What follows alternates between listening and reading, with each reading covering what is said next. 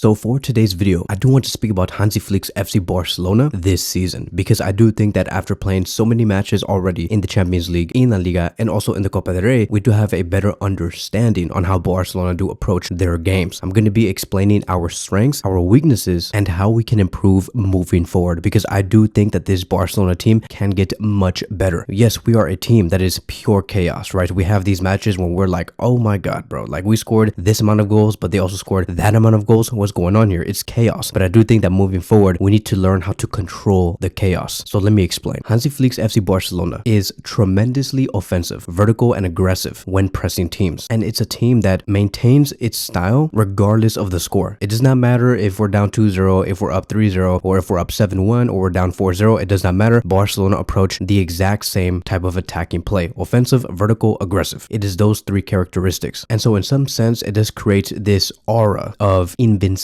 But at the other side of Barcelona's attack, which is the defensive half, it does potentially leave them very vulnerable in certain match situations. Barcelona's high pressing from the front often backfires so much. It does allow for the opponents to exploit spaces and score quickly. And there has been multiple games where we have seen that, especially in matches like Atletico Madrid, Benfica, and also Sevilla. And so yes, Hansi Flick's FC Barcelona does have defensive vulnerabilities. The team's lack of defensive depth and excessive spacing between players becomes problematic through matches, as we can see here in these frames. Barcelona is very compact with Cubarsí, Inigo Martinez, and Jules Koundé. Very compact and narrow, and leaving a lot of space from behind and on the flanks. So when Barcelona is not effective in their pressing, and it does fail in the opponent's half, usually the balls from the opposition does get filtered onto the wings. Hence the reason why so many wingbacks or fullbacks or wingers do successfully counter-attack us. None of the long balls that they do distribute to go through the middle, because we do have the middle, it is compact, but on the wings it is a huge problem, and that is mainly because of Barcelona's defensive shape. When we do have the ball, when we lose it, it is a problem. Think about it, right? There was a reason why Atletico Madrid were able to find 3 to 4 chances in the first 2 minutes of the game. That is because Atletico Madrid knew Barcelona's weaknesses and they exploited it very fast. Regardless, right? Barcelona's attack is amazing. It's the type of mindset where you can just say, okay, if you score 3, I score 4. If you score 4, I score 5. Hansi Flick's Barcelona has redefined modern attacking football this season by blending verticality, aggressive pressing, and fluidity. There is a reason why Lewandowski is beating his goal numbers from last season. Same thing with Lamine Yamal, and the same thing with Rafinha. Hansi Flick has put his attack on steroids. So as of now, Barcelona is averaging 3.11 goals per 90 minutes, while at the same time struggling in defensive instability in crucial moments. And here's going to be a picture on just how good we have been when it comes to scoring goals. In total, Barcelona do have 109 goals in 35 matches. Once again, 3.11 goals per 90 minutes. This does even surpass Pep Guardiola's 2011-2012 side, when they scored on average 2.9 goals per 90 minutes. So in La Liga, they have played 22 matches, 60 goals were scored. Champions League, 8 matches, 28 goals were scored. Copa del Rey, 3 matches, 14 goals scored, and Supercopa, 2 matches and 7 goals. And this does happen because of 3 different reasons. Point number 1, vertical ball progression. 42% of attacks originate from central channels, up from 29% under Xavi Hernandez, bypassing midfield buildup. Point number 2, counter-pressing triggers. They have an immediate 2.3 second pressure after losing possession, recovering the ball within 8 seconds in 63% of most cases. Point number 3, positional rotation. Lewandowski's 12.7 kilometer average off-ball movement per 90 creates space for Rafinha and Lamine Yamal to exploit. This is the reason why when Lewandowski is not there and Ferran is there, it does get even better, right? You create spaces all over the pitch for either Rafinha or Lamine Yamal or Ferran himself. It is amazing. And of course, Barcelona's attack cannot exist without Pedri. Pedri has really been the heart of Barcelona's attack and the midfield for sure. He is the pre-assist king. He does lead in Europe with 6 pre-assist initiating moves, like for example, Gavi's goal versus Real Betis through line-breaking passes. His duel dominance is also amazing. He does win 8 ground duels per 90 minutes, which is a 0.5% increase from the last season, with 88% pass accuracy under pressure. In terms of the defensive output, he averages 3.61 interceptions per 90 minutes and 1.2 tackles in the final third, highest among La Liga midfielders. And Pedri does all of this while playing in a new position and in a new system. Pedri has always played as either a left winger, which was under Ronald Koeman, or as a 10 or a pure 8. But in this season, he is playing in a double pivot, which is the second highest midfielder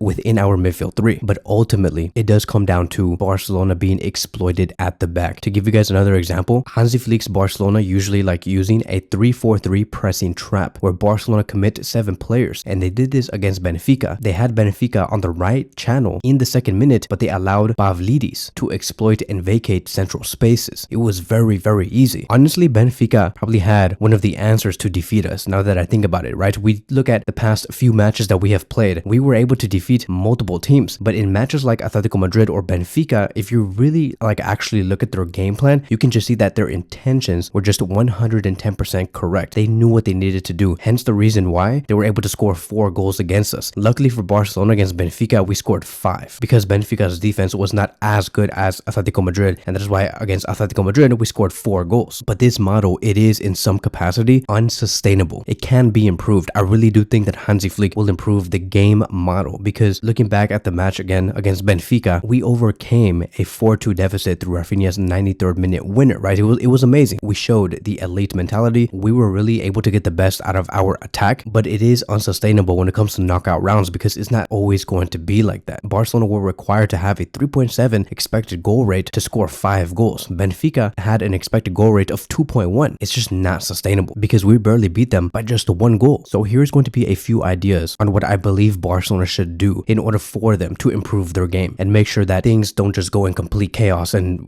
we're down 2-1 and we have to score 3 goals, or we have to score 4 goals because we're down 3-1 or something like that. This is what I do mean by control the chaos, right? Point number 1, if Barcelona do have a 2+ goal lead, Barcelona should be required to shift to a medium block in a 4-4-2 shape with Lamine Yamal and Lewandowski up top and Rafinha going into the midfield, because he is one of our best defensive attackers, if that makes any sense. And yes, this is going to be a more conservative way, very similar to what Xavi did back in the 2022-2023 season. It's a good balance between Xavi's Barca and Hansi Flick's Barcelona. This is kind of the reason why Xavi Hernandez never really wanted to play in this way, is because he was scared of games like this, because he knew that if they were down 2-1 or 3-1, he would not be able to score 4 goals back. Xavi simply did not have the answers, which is the reason why he wanted to play way more safe compared to what we're seeing today. Hansi Flick does have the answers, which is very interesting, but I do think that we need to find a balance between these two versions of FC Barcelona. So with 2 more goals against any opposition, shift to a medium block. Point number 2, in the final 15 to 20 minutes, I know that we use Frenkie de Jong and Pedri in the double pivot positions, but I do think that regardless of whatever happens, we need to have more defensive solidity. And I do think that having someone like Marc Casado paired with Frenkie de Jong would really shield the center and protect the defensive line, because we do need a ball winner in the midfield, and that is Marc Casado. And we also need a player who can maintain the ball under pressure, and that is Frenkie de Jong. This would allow us to be safe in the final 15 without us conceding 2 goals just out of nowhere. And point number 3, which is going to be a very, I would say,